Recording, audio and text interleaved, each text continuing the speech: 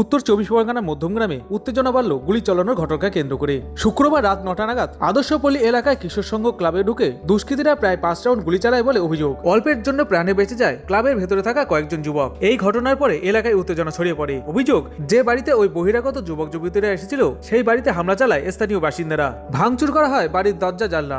স্থানীয় সূত্রে জানা যায়, এলাকার যুবক সায়ন পাত্রের আমন্ত্রণে ওই বহিরাগত তরুণ তরুণীরা তার বাড়িতে এসেছিল। ঘটনার পর থেকে পলাতক সায়ন পাত্র। পরিস্থিতি সামাল দিতে ঘটনাস্থলে পৌঁছে যায় মধ্যমগ্রাম থানার পুলিশ। পুলিশ সায়নের বাবাকে আটক করে জিজ্ঞাসাবাদ শুরু করেছে। ঘটনার জেরে এলাকায় এখনো উত্তেজনা বজায় রয়েছে। পুরো ঘটনার তদন্ত শুরু করেছে মধ্যমগ্রাম থানার পুলিশ।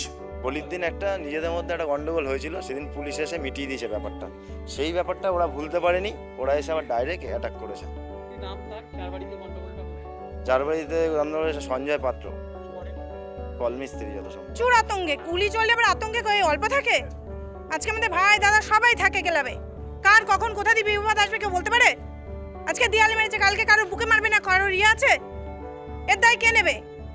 আজকে হোলির দিন কারে যে মিটেছে, হয়েছে ঝামেলা। হোলিতে কেউ সুস্থ থাকে না, ঝামেলা হয়েছে মানা যাচ্ছে, ঝামেলা তো মিটে গেছে, তা আবার কেন আসলো রিপিট ঝামেলা?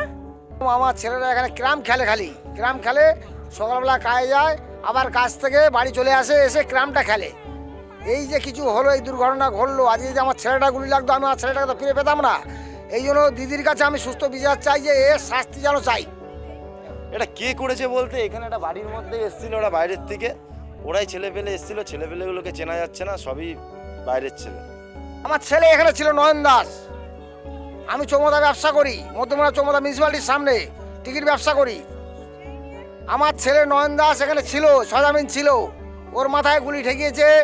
গুলি মেরেছে, তাকে যদি সামনে পাই তাহলে তো হবে, কিন্তু সে তো সামনে তো আসবে না, প্রকাশ্যে আসবে না। এবার তার এর শাস্তি তো অবিলম্বে চাই আমরা। আর তাকে যাতে পুলিশ প্রশাসন যাতে মানে কঠিনের থেকেও কঠিনতম শাস্তি দেওয়া দরকার।